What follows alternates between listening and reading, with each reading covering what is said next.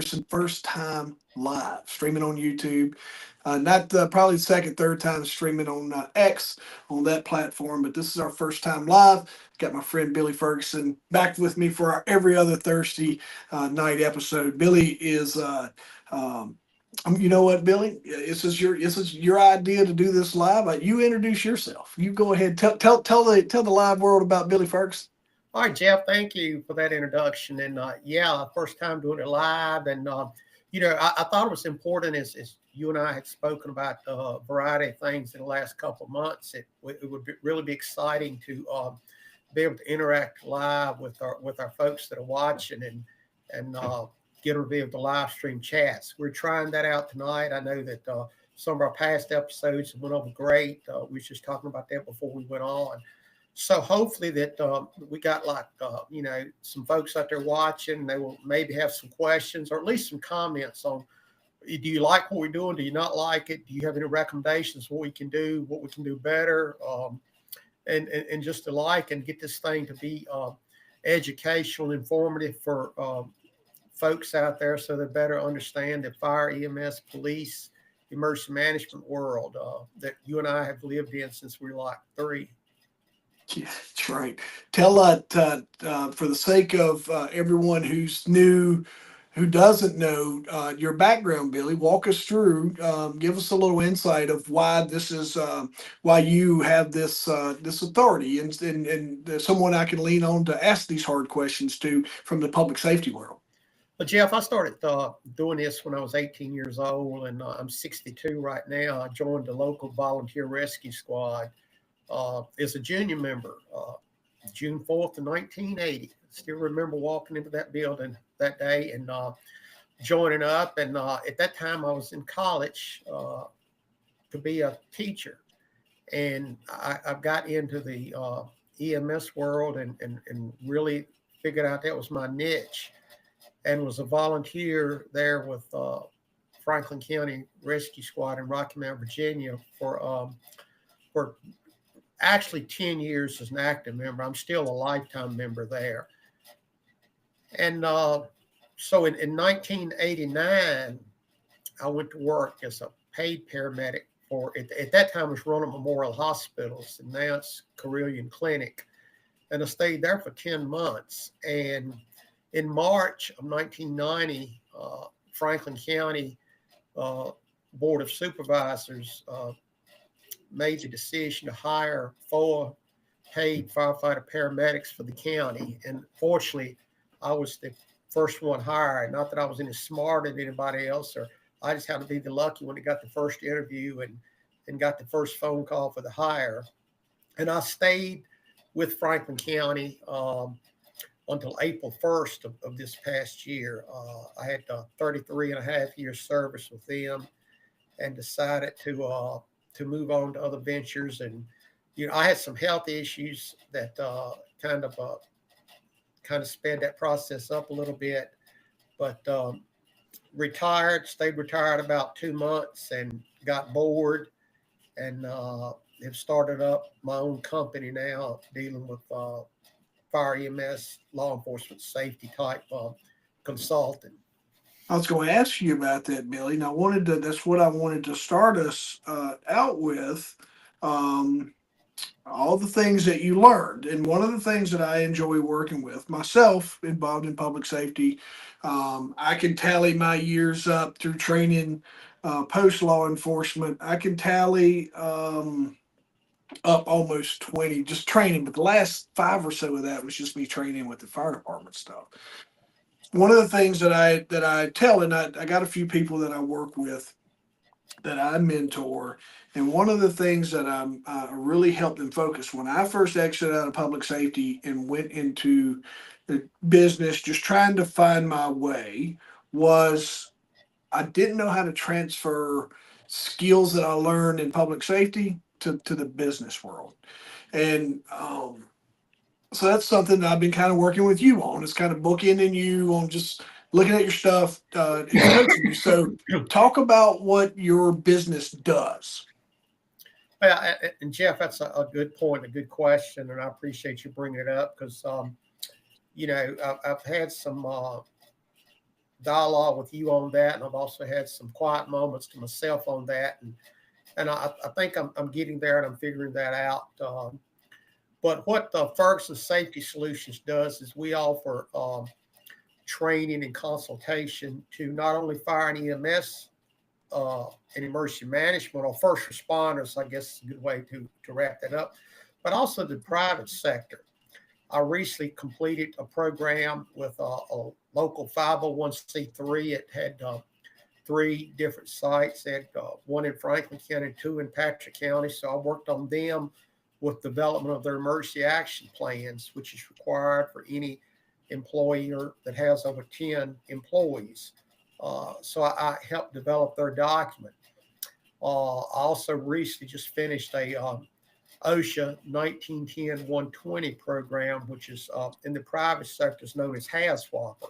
And if you kind of want to move that over to the first responder world, it's kind of like the old hazmat awareness. You just get some basic awareness, a hodgepodge of hazardous materials. And the private sector to that is the HAZWOPER program.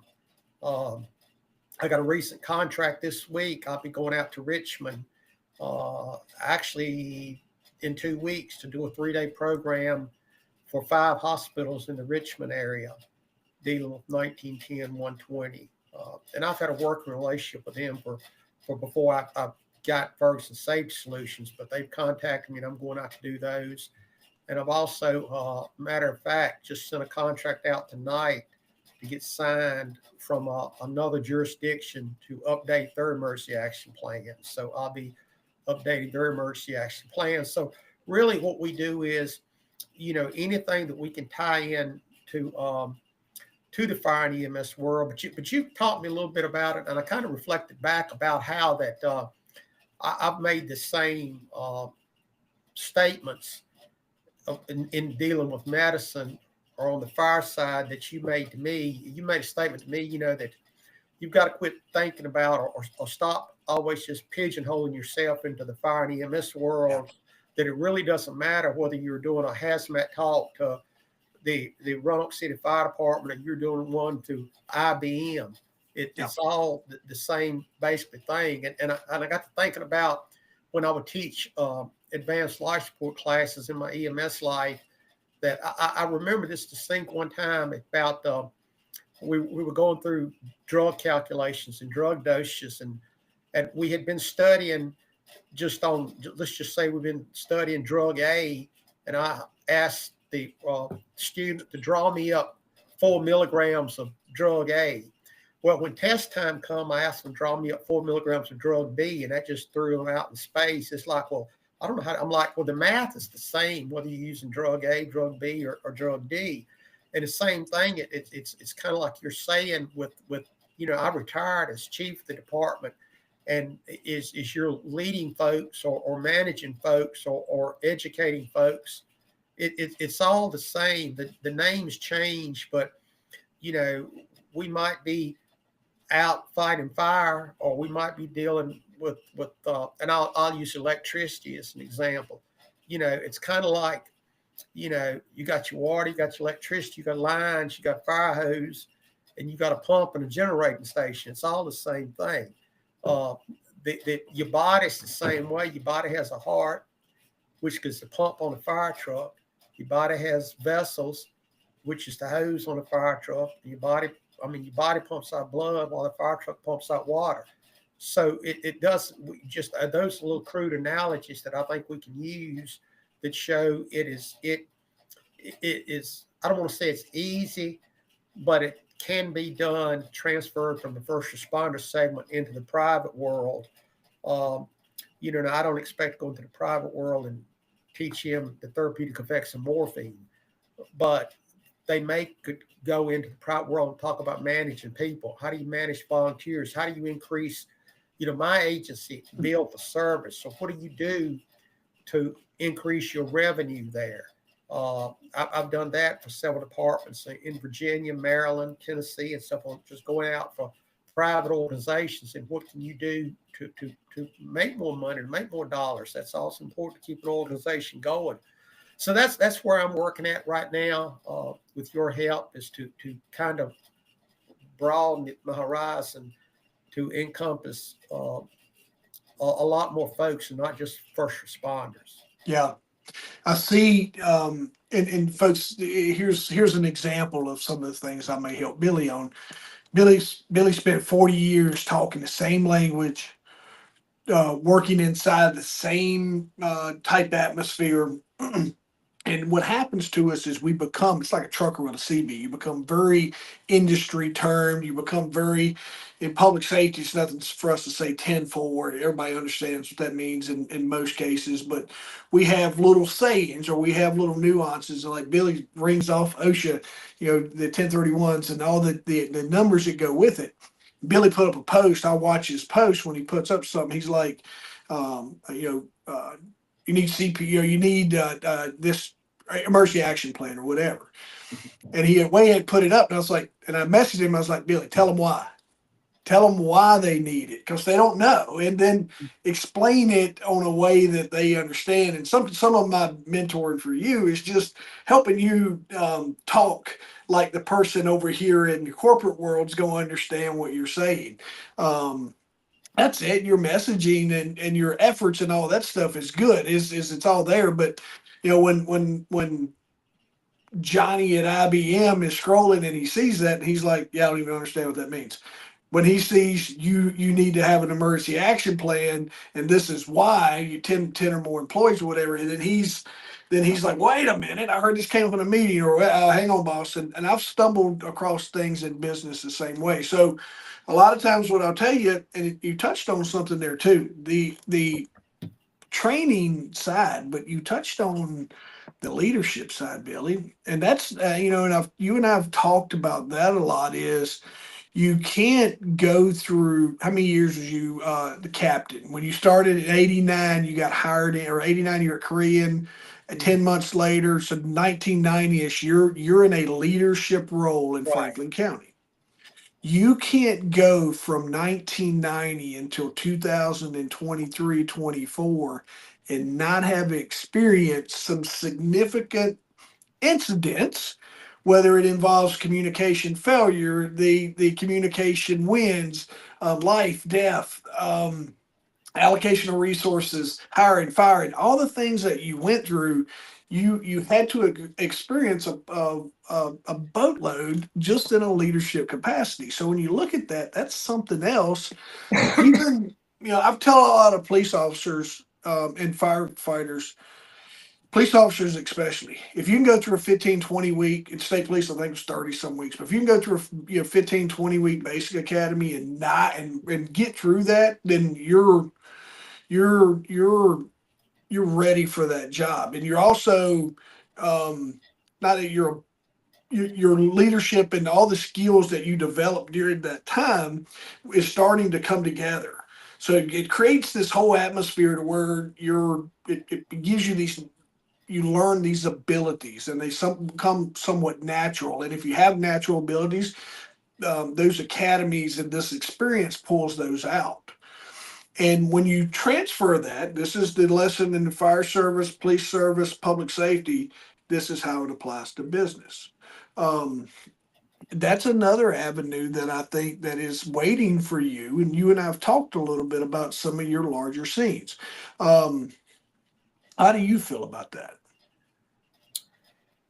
I think you're spot on. I think and I like the comments you said earlier. It's we get to using acronyms and words and terms that we think everybody knows, and then they look at us like we have three heads because they have no idea what we're talking about, and it just becomes second nature.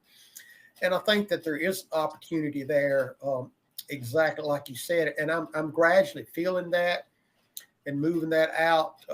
It's basically just unplugging certain terms and plugging in other terms. Disciplinary matters are the same, whether you're in fire and Yeah. EMS, law enforcement, or whether you're in private industry. Hiring, interviewing, it's all the same. Whether you're in, it's just a matter of you pulling out the job title and plugging in. You're pulling out paramedic, firefighter, and plugging in police officer. You're pulling out police officer and plugging in, IT engineer or whatever the position may be. You may be looking for a different skill set, but as far as the process of going through, it's going to be basically the same. It's almost like a plug and play template that you're using. So I'm trying to focus my classes to that, and to move into a again, kind of broaden the horizon there, not just in fire and EMS, but in the private sector too. And I do see where that is beneficial, not only to me, but into the uh, other folks too, because like you said, at one of the first conversations that you and I talked about is like, and you know, uh, let's just, and I'm not picking on librarians, but let's just take if you're in a position of being a librarian, and I'm sure you have hectic days of being a librarian, but your hectic day may be that I've got 6 books that are late, and the bookmobile had a fender bender, and I've got a truck coming in. Where if you're commanding a fire scene, you might have an apartment building on fire with 12 people trapped, and the fire truck just hits somebody coming through the intersection. That's 2 different types of pressure there. Yeah. But again, each position had pressure in its own right, and we really got to go pretty much down the same path to handle that. I think back to my fire investigation days, um, and I know you did a lot of law enforcement investigations. The investigation really starts as soon as you got the call, but then once you arrived at the scene, you started critiquing the scene, photographing the scene, drawing the scene. All that started from the time you stepped out of your patrol vehicle and you moved into it. You just didn't go rushing into it to start with. And I think we would do the same thing if it's my librarian and I got all right, who's got these books checked out, and where do they live at, and how do I get in contact with them, and what's the result going to be? Well, I'm going to do the same thing. Where are these people trapped at? How do I get resources up to get them out? If they're injured, where am I going to take them? How do I explain this to the families? It's the same thing. We're just pulling out parts and plugging right back into the same thing. So when you look at it holistically like that, I think it's going to be, again, I won't say easy transition, but I think it's a transition that could be manageable. I remember the first time we talked about it, I'm like, well, I could probably go out and stand in front of a group of first responders and talk all day and never take a water break. But I probably couldn't talk in front of, 50 people from, Xerox or IBM or General Motors. And a lot of the stuff is the same thing. It's just pulling out the little nuances of each profession to insert the other in, unplug this, plug that in, and you just roll right on with the program. I would challenge you that you would absolutely bring the house down in those private settings, in the business setting, because you have something when you talk about most, and here's where we take for granted. And I didn't realize this because you get hardened, you get used to the job, you get, there's 3 people that absolutely make your day just as miserable as they can because they just don't care about what your mission is. And so you get in and you get very complacent about, I'm just a firefighter, I'm just an old burnt down cop, I'm gonna go be a, I'm gonna go open doors for somebody someday. And you glance over, because we in that industry, we don't do enough to build each other up. It's always been a little more competitive, and and especially where we were from, is promoting up was unheard of back then. Once you got in something, it was hard to find mobility. So we kind of get complacent in that. But when I learn when I go and speak now is most of those folks in that room is never, they're like you said, they've never come close to experiencing that ultimate what bad day. And they saw it on the news, they read about it, they know the story, they heard the book or whatever. um but they've never experienced that firsthand, or they may know someone. And one of the things always gets like, my neighbor 6 door down, yeah, he's a state trooper, right? And he tells, me and him will talk when we're walking the dogs, right? So that's the closest proximity they get to anything. So they value what you're saying, as long as, Billy, you can relate to it. You can relate your day, your story, to how it applies to business. And what is this is how this was over here. All right. And then when you look at y'all's situation here, and these are things that you should be thinking about from how you run your day to day operations, how you communicate. Some of it from our experience, Billy, is teaching companies to have a plan like you do with your emergency action plans. It's just like, don't wait for crap to hit the fan. Let's get proactive. That's where I think you have a lot of value and folks that are in your similar situation because sometimes you don't see it. I'll go on 1 second here, and I want to tell you something. I want you're here's what I told the lady the other day, and listen, Bill, I was talking to this lady on the phone, and as soon as we were talking, I was like, she's either in a hospital setting or she's public safety, right? I can just tell by the way, just because I know the voice, I know the term, I know the imposter syndrome, I know the negative things. I work hard to help folks like yourself bridge that gap way faster than I did. I kicked the can probably for 5 years, stumbling, trying to figure things out. And then finally somebody sat down and go, here, take this pen and start writing this stuff down. And I started getting around other mentors and people was like, all right, dude, you have the coolest story. You have this. Listen, this. And they really started helping me see like all the things that you think was just taken for granted or in your head. So the lady's talking, and I was like, she ended up being an emergency room nurse. And I told her, I was like, all right, I got a feeling you work in one of these settings. She goes, how'd you know that? And I go, I just know. I came out of that industry. And a lot of it just comes from negative self talk. Nobody's going to want to buy what I'm selling. They're not going to care about this story. Everybody, there's bigger stories on the news than stuff that I've experienced, or how we communicate. We're very direct sometimes. So when you're moving into the private sector, and let's say for you, right now you have a sales role. Whether you like it or not, you are tasked with selling your service.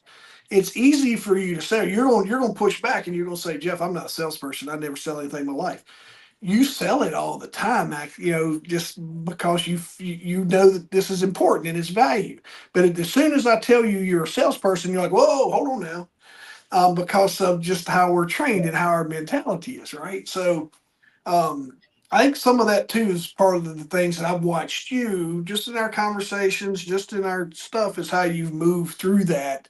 Um, you're Yeah. like me; you don't listen to everything I'm saying, but I can tell as time goes on, you've heard it in other places, and it's starting to make sense to you. Oh, absolutely. And you have helped me tremendously. I see other seminars. I seen one the other day that I was going to ask you offline. Was you doing? It's coming up in Franklin County in a couple of. Actually, it's coming up soon. I think it was a seminar. I believe it at Franklin Center. I'll have to ask you about offline because I really don't remember the exact name of it right now, but it had something to do with small business. And it is, and I'm taking to heart everything you say, and I think you do say a lot because I see people not even trying to sell my product and not even trying to get consulting, but it's amazing how if people get me off on first responder stuff, I can talk forever, and they'll gather around and listen. And it's stuff. Oh man, you did this, you did it. You actually saw that. Well, yeah, I've been to that. I've done that. I've seen that. And as Theodore Roosevelt said, I've been in that arena. Yeah. And I've lived it. And I think it does have some creed to it when you do that. Um, I was talking to a gentleman a couple of weeks ago. I don't think we've had a podcast since I talked to him, but a lot of folks know that I had open heart surgery in November of 2023. Um, and I had a gentleman that I've known since we were kids, and he come knocked on my door the other day, and he says, "Hey, you know, could we talk?" And I'm like, "Well, yes." He was having some cardiac issues, and he was going in for a cardiac cath, and he was wanting to know, well, how did they do that? What happened? Did it hurt? How did the surgery go? What can I expect to do that? And I was willing to talk. I mean, it made me feel good that and I even told him that because he had talked to other folks, but I says, the one thing that I can tell you that they can't tell you is I've been there. I've got the scar. That they had seen it on YouTube or or talked to a cuz that had it, but I laid in that bed. I got the scar. I had the chest tubes, you know. And I, again, like Theodore Russell said, I've lived in that arena, and I think if we can do that, like you said, with other things that you know, you and I have been talking about a little secret thing that we're working on to get out here before long. That was a national event, Yeah. and I was one of the ICs at that event. Well, you know, it was dealing with people that I'd only seen on TV before. Now they're standing right beside of me.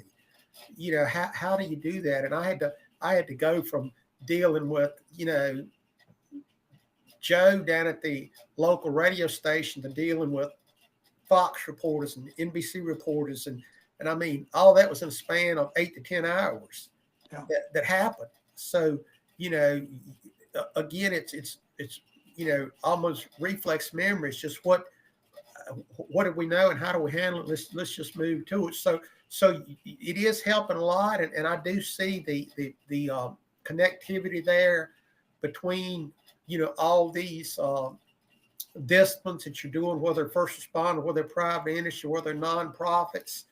You know, it's basically some of the same information, and you can have a captive audience. You know, and I know you know this about my background, but my neighbor, my street has 3 houses on it, and I'm in the cul-de-sac. Well, on the right side, uh, I live beside a state trooper. On the left side is a former Major League Baseball player. And every time I see that guy, I'm going to go like, man, what was it like? What'd you see? Did you do this? Did you do that? And I remember him telling me one day that the first game he ever caught in the majors, he was a catcher. The first game he ever caught was was Tom Seaver was the pitcher. He caught for the Mets. And man, I just wanted to sit there the rest of the day and talk to him. And I remember one thing he told me. I says, well, what was it like? Were you scared? He said, man, I was too scared to be scared. He said, I didn't even hear nobody, nothing else. He said, but, you know, to me, he thought that's just another job. It was just my job. That's what I did. It wasn't no big deal. I mean, this guy would never mention it to me unless I asked him something about it. Never. He never one time has talked to me about what it was like playing in the major leagues unless I asked him. If I asked him something, he would answer the question, and we move on about how your tomatoes doing this week, you know, something like that. But he had that story to tell that I looked up to. And I think there's folks out there like you saying that we've got our story to tell that can help you in a lot of your business ventures and a lot of, I don't want to say problems, but a lot of concerns or positives or negatives you may have in your industry, whether that be first responder or whether that be private sector. We had NFL kicker come in to our gym mastermind. We was all in California. Look, he came in and the it was a very very informal Q&A. Amazing guy. He was I think he's got a record, but he played at New Orleans, Super Bowl guy back in the Drew Brees era. I'm not a football guy, but I know this guy. I follow him. And the hand goes up, and he's like, first question, you know, may have been the second question, is icing a thing? Or, right? Or remember the time I was like, icing them out, they're icing them out. Remember that? Is that what it's called, Billy? When they call timeout right when they get ready to kick? Kicker, icing the kicker. He's like, that's a made for TV term. He's like, all that is another whatever their timeout time is. He goes, that just gives me 30 more seconds to prepare. Check my wind, check my flags, check my, you know, talk to my holder. He goes, that is just whenever he says that is a thing that they would do because he says 90% of the time is, you know, they got their wrong defense and whatever, right? There's something going on, but the TV side of it is they made it this dramatic event around ice, and he goes, yeah, that's all made for TV. It was cool, and then that's what you're talking about, like with your neighbor there, is that's their job and they love it. Jill Bunny, I was at a speaking thing one time, and she's like, "You nervous?" And I was like, "Ah, kind of." She goes, "It's excitement." She told all of us, and she had competed. I think she may have competed in the Olympics, or she got that from an Olympian. She was an athlete. She got it from an Olympian. And they was talking about butterflies and this that, and the other. And he's like, "Are you nervous?" And the Olympian had said, "No, I'm excited. I get to go do what I love." And when you change those words around, like we was talking about imposter syndrome and some of that negative self-talk, and when you got up every day for all those years to go do the job that you love, and it's not nervousness, it's excitement, but you have all these takeaways. I wanted to tell you, I looked this up so you wouldn't have to, Billy. Um, I put it in the old Chad GBT. Chad is what I like to call Chat GPT. So Chad and me. Um, Last time was a major incident at a library. It's all cyber attacks, ransomware attacks, and then there was a series of bomb threats in Chicago in 2023. That's it. That's the only thing that Chad reported in the library world because she piqued my curiosity. Right. But that I just wanted to make sure that we cleared that up. That um, pretty safe industry, right? Yeah, it is. It's ironic, Jeff, you say that because I and I probably shouldn't say this, but You lie, Billy, but be careful now. I'm well, just kidding. I am. It's lie. It's lie. Be careful here. But you know, we spend so much money and so much time and effort on fires in school systems, and I think rightfully so. Yeah. But if you look at the history of fires in school systems, there's been very few fatal fires in the history of the school systems. Yep. Now, is that because we do spend a lot of time there doing inspections and investigations and you know, public education, or is it just the structures built that safe? You know, I don't know. It's probably a combination of both. But sometimes, you know, it's you know, maybe we need to invest as much, you know, maybe we could cut back a little bit. Instead of inspecting schools every month, we do it every other month or every 6 weeks or something and spread that out. But I do think there are industries out there that I don't want to say we do, you know, we certainly don't do too much on, but, you know, maybe we need to do something differently. Because I'm a firm believer, especially as we talk about a little bit about school shootings. I think we're never going to prevent them. I think we can limit the destruction that happens, but I think they will continue to happen. And the only thing we can do is limit that, because one of the things is like that is most of the time those perpetrators have no plan to leave that grounds alive. Yeah. And they're going to get in there and just in a blink of an eye, you know, kill a number of people. And even with, you know, 5 or 6 school resource officers in that building, they're going to do that before you can react. And I'm a true believer to that. And I hope people understand where I'm coming from. I think we need SROs, but I think that's not the complete answer. You can't say, all right, we got SROs and everything's safe. And it's the same way with being a fire inspector or a fire marshal or going out and doing stuff like that. I kind of take it back to the EMS world when we go out and do slips, trips, and falls, you know, in weather like where I'm at, it's snow on the ground, and I think it's all over snow on the ground now. But we would do a lot with slip, trips, and falls, but they still had slips, trips, and falls. You could only limit the amount of damage that may be done there.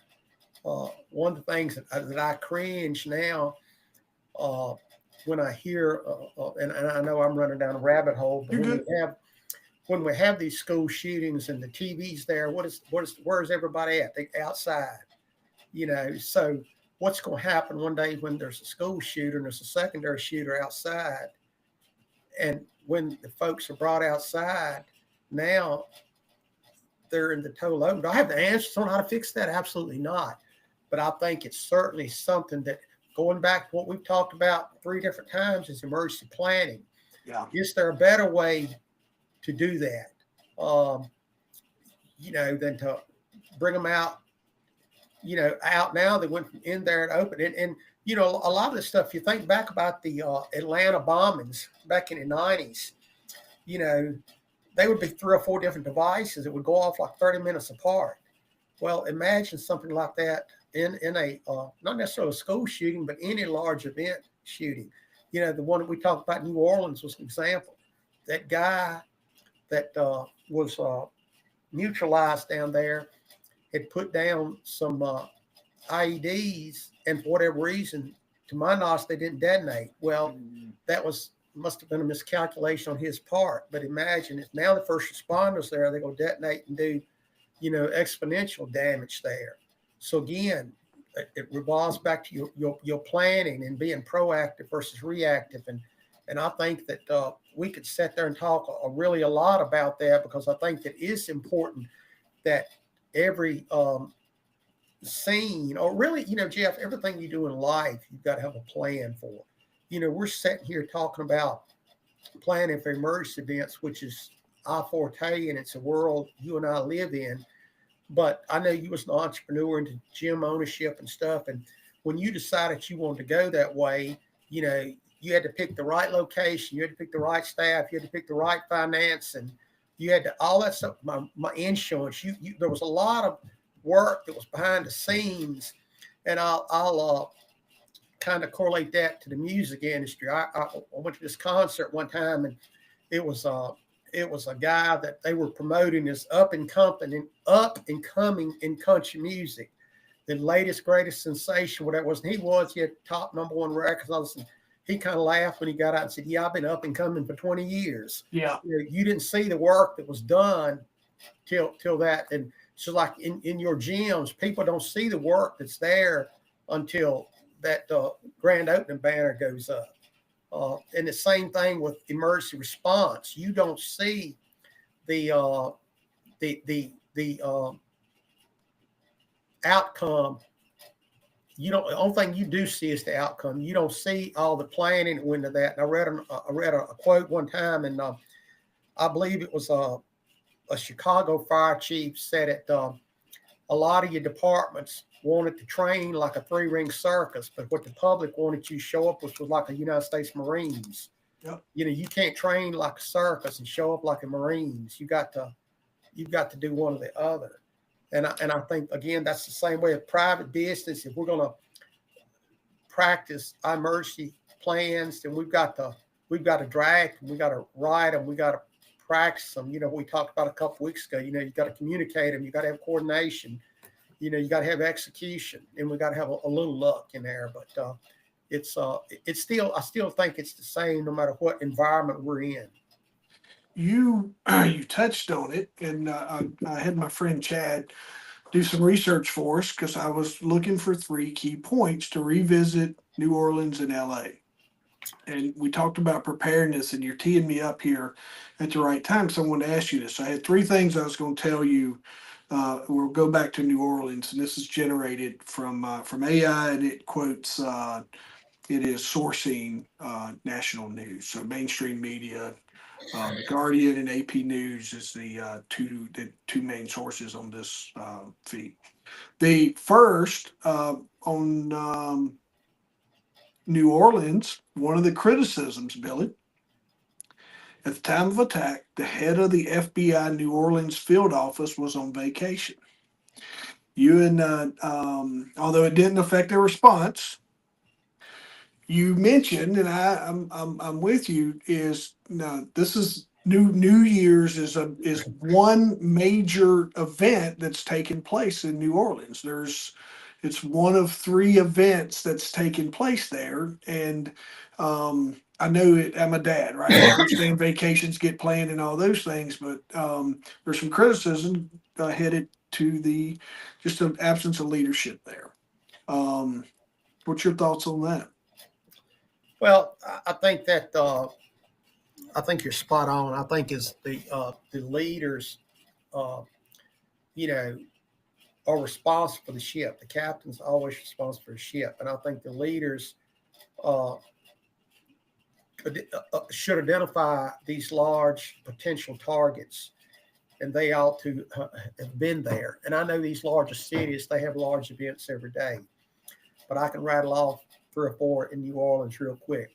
Super Bowl this year, They had the Sugar Bowl the day after that. Uh, they had New Year's Eve, and now they're going to have Mardi Gras coming up. So those are probably the big events. Just like I was thinking in Atlanta the other night, the college football playoff game was regular. These events, and I don't remember the exact name, but the federal government puts out a list of high security events, like the inauguration would have been one. And we used to get them at work. In my other world, the Super Bowl was always one. The Daytona 500 was always one, where it's high profile, high attendance and stuff. And, you just need to be there. And I, you sent me a screenshot the other day where the young lady that was the spokesman for the FBI had been reassigned from her post. And I think she did a terrible job on that interview. But in her defense, she should have never been put in that position. Yeah. You ought to had, somebody way up the chain, not the assistant director for that region coming out there. Because again, like when a circus comes to town, she woke up that morning thinking it's going to be a regular day. And now, 2 hours later, she's on national TV in front of national media. And that's hard on anybody. Again, you got to make these plans, but you got to communicate them. You got to practice them out there. And I think that's where, there's not a single event out there that we can't relate back to planning. Not a single event.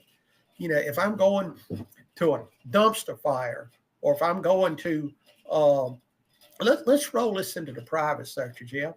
It's come time we've got an employee that's been here 10 years, been a good employee, got good evaluations, but now has made the critical mistake that can't be recovered from.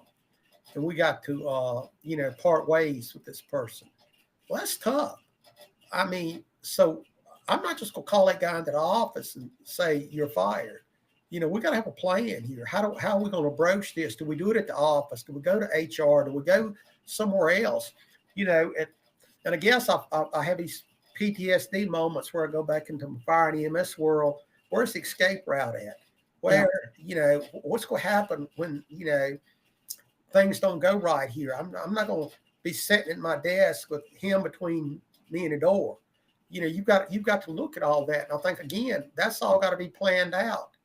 In how do we go about, separating employment? How do we go about when the ice storms hit for getting essential services? Stuff like that? Again, it goes all back to planning, whether it's in the private sector or in the first responder sector. You touched on it. Second thing, and we probably 15 minutes, Billy. Second thing, you touched on just the fact that they didn't label the incident as a terror attack. That despite clear indications of the assailant's motives, the hesitation led to criticism, just attacking their response. So we're able to set a lot of the, we can set a lot of the gifts at her feet of that moment, of just a little bit of. I think if you put her in that situation again, I think she's going to respond 30 times differently. I just don't know if she'll ever get that moment again, right?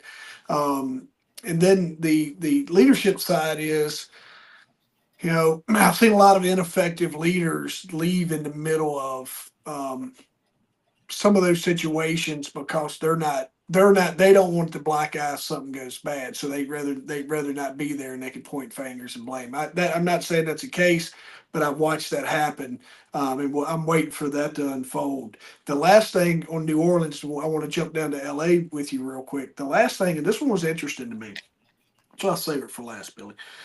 The city had infrastructure failures. We talked about blocking the road.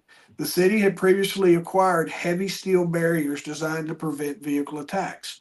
However, these barriers were not deployed due to concerns about their weight and the lack of proper equipment for installation. Well, again, I think it goes back to the planning. Yeah. And when did you order these things? When did you, if you knew about that, what had you done to mitigate that? Did you set up some training? Did you order the wrong thing?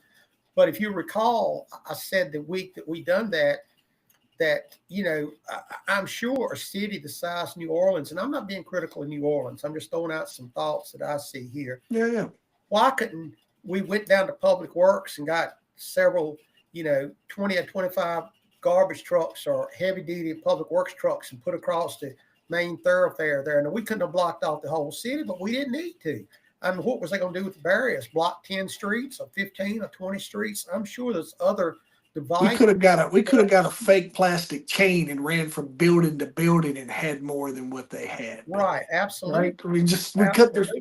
I'll give you the benefit of the doubt, but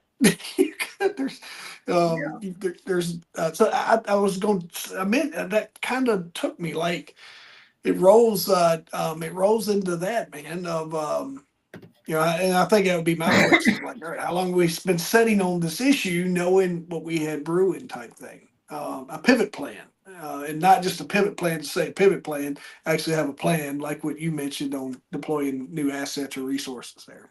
Well, Jeff, I just want to say one thing. I'm sitting here and thoughts are spinning in my head, but as you and I chatted this morning before coming on this show, I think that there was the inauguration this year. I wasn't there. I watched it on TV, but I think a kudos needs to go out for the planning team there, because as far as I know, there was no major things. I know they had a couple protests to have every year and stuff like that, but to my knowledge, there was no loss of life. And you said pivot. That brought it back to me. Can you imagine what that team had to do? They had to pivot in 3 days from doing outside to doing inside. Yeah. And so they had to have a plan. It wasn't like they made this whole new inside plan up in 3 days. They just walked on and pulled it off shelf. It was already there. And I will bet you, we'll never know, but I'll bet you there was plan 3 there too. Oh, if yeah. they needed it. So that is what planning is supposed to be like. I mean, can't have it outside. Okay, let's go. And you probably know more about this than I do, but I've been told that I had a friend from the state police tell me one time that he was going to be part of a presidential detail over in Roanoke when President Bush came in to Roanoke Airport, was going out to Bedford for the D-Day memorial for the opening of that. And President Bush flew in. This trooper told me that they spent like months of how that they were going to set everything up and how they were going to do it. And it was like 2 days before Secret Service comes in and says, hey, all that stuff we've been practicing, throw it out the window. We ain't doing it that way. We're going to do it this way.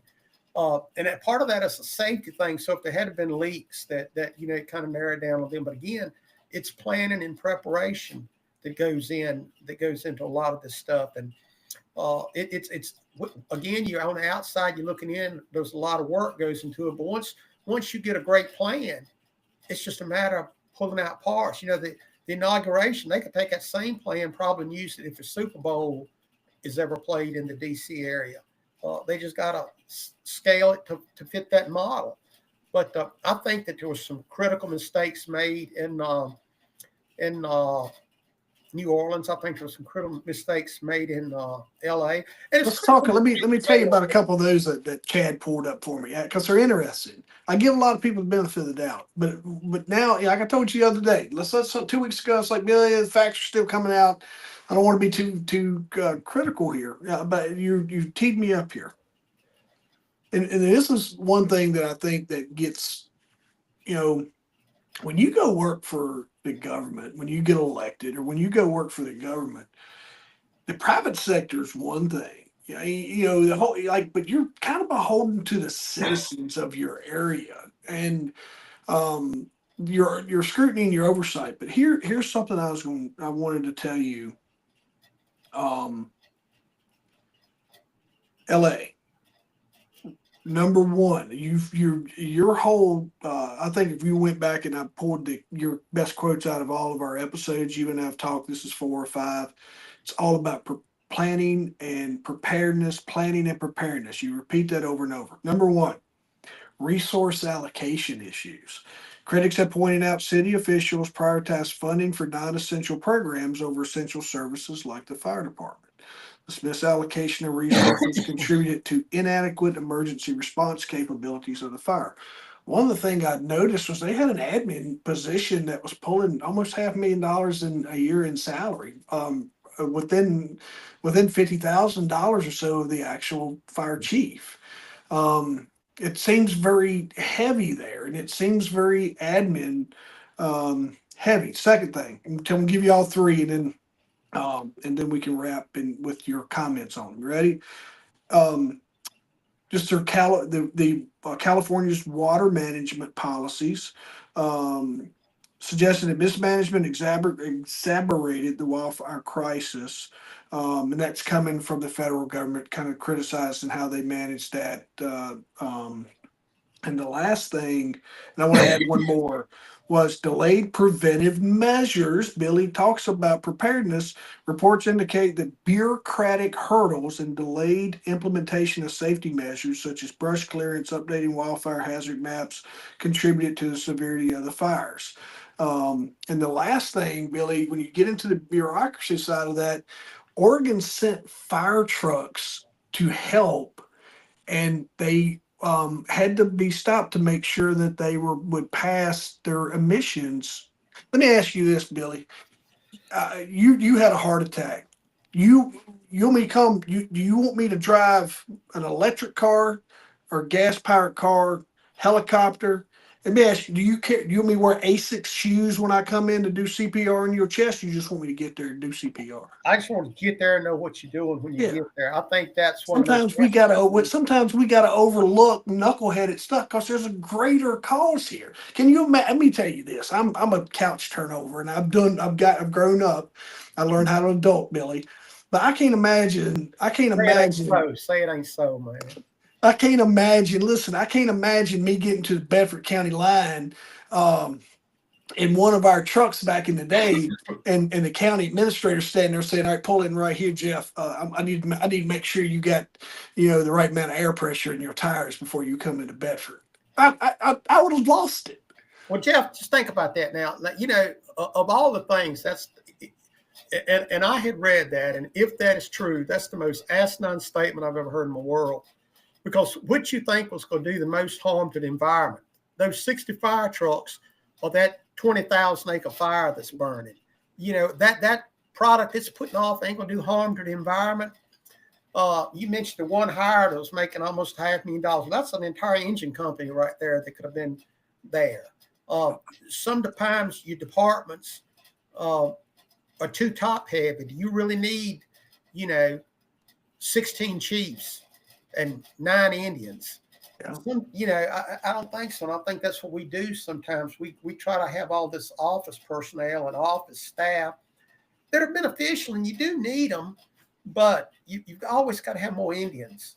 You've got to have more. Can't be admin heavy, man. That's a lot of like that's what that's where I was saying, like, but then you get into the preparedness part. That's your job.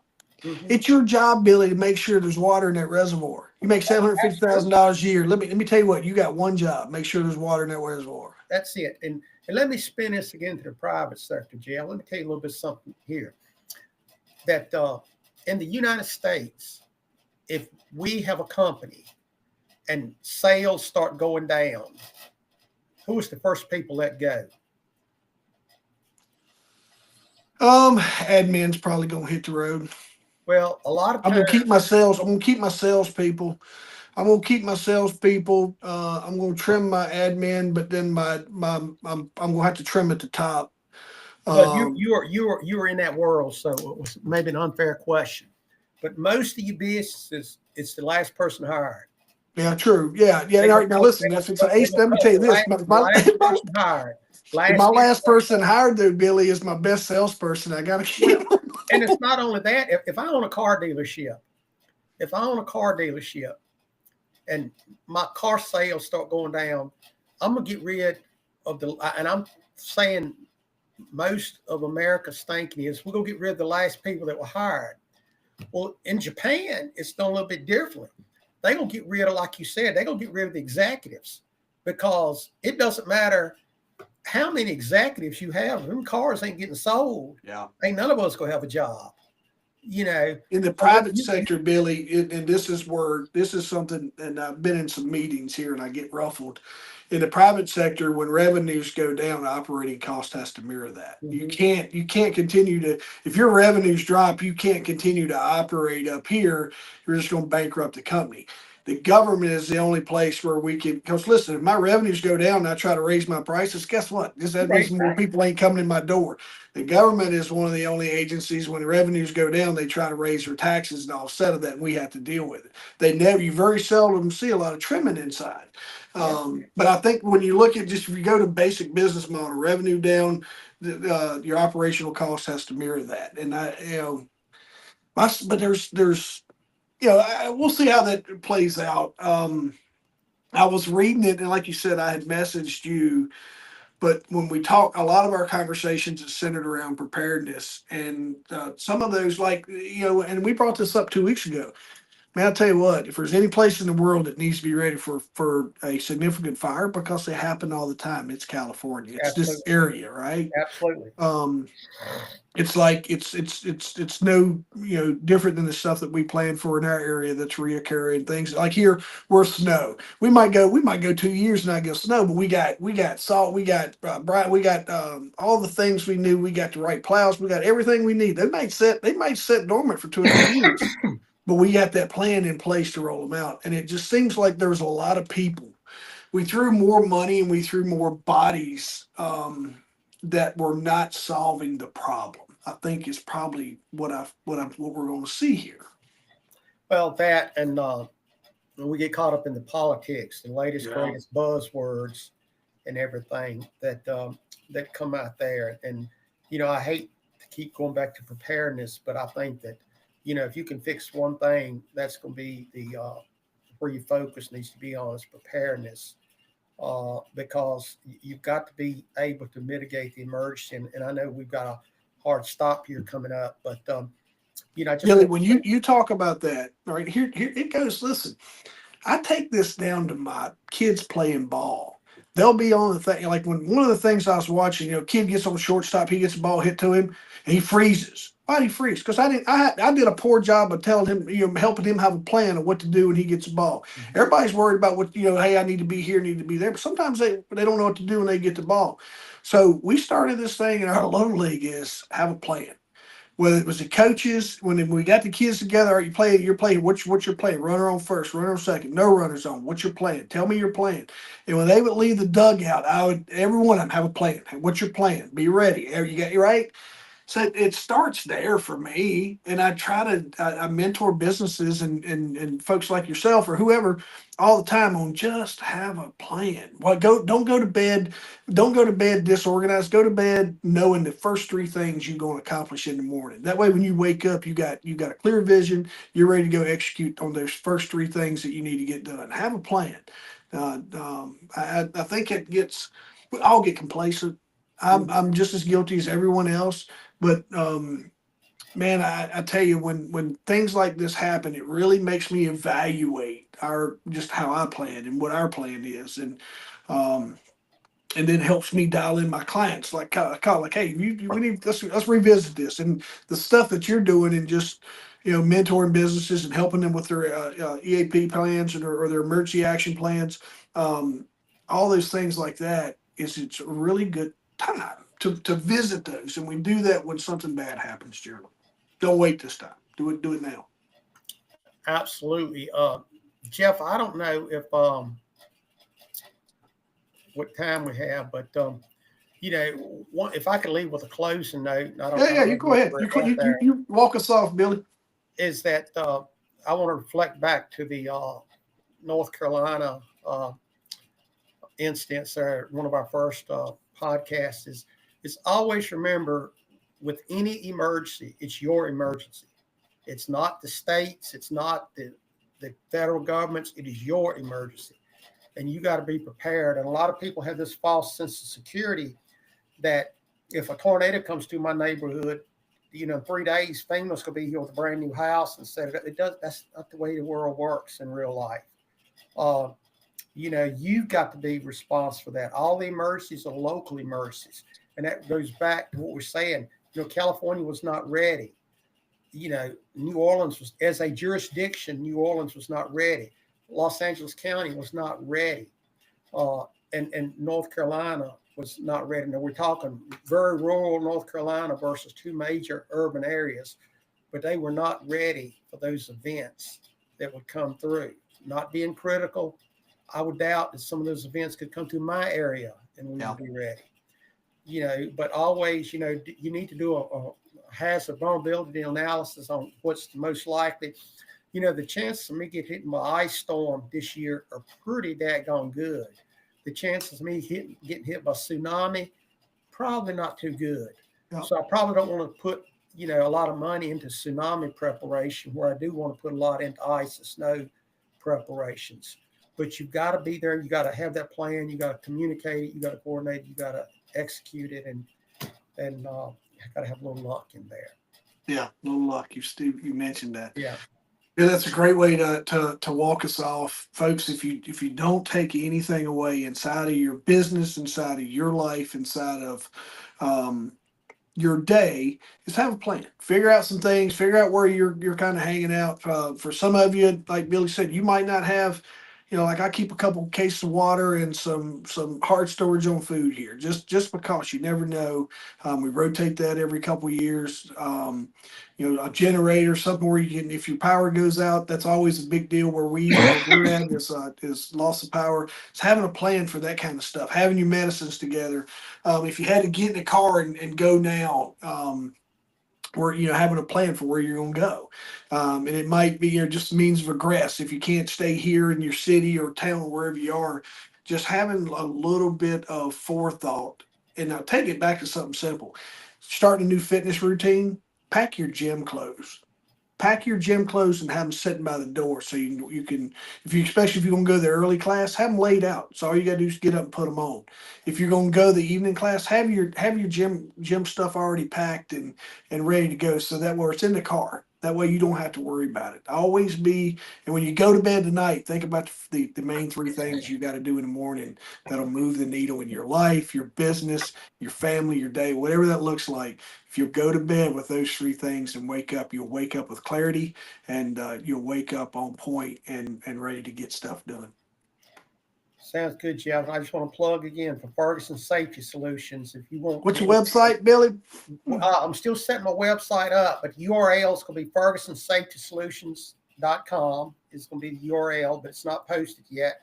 But I do have Facebook, LinkedIn, and X.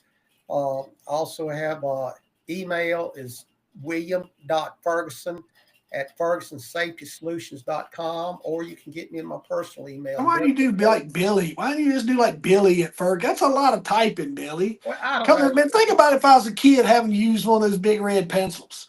I had to write all that. Just wanted to sound more professional. Personal email is wferguson62@gmail.com. You're 100% professional, man. You've taught me a lot. I appreciate you. Appreciate your insights on all these cool things. We're gonna go 2 weeks, Billy. If something big happens, we'll jump back in next Thursday for a second live session. Folks, if you're watching this after the fact, tune in 2 weeks. What's that date, Billy? When will we be back up? 2 weeks will be. It's the 30th. It'll be 1, 2, 3, 4, 5, 6, 7. It'll be the 7th. February the 7th, 7 p.m. February 7th, 7 p.m. Bring your topics. If you got questions you'd like to ask Billy, you get his email. You can email him at all of those. And makes me feel important. Send me emails. Just send him a bunch of emails and all your questions that you like to have answered. If you got anything, burning topics or whatever you'd like for us to cover, some things that's on your mind, let us know. We just enjoy the conversation. Two dudes just trying to use our experience to help make the world a little better place. So thank you for being with me, brother. All right, Jeff, thanks for the opportunity and have a good evening. Yeah, you too. That's good, man. You think it went good?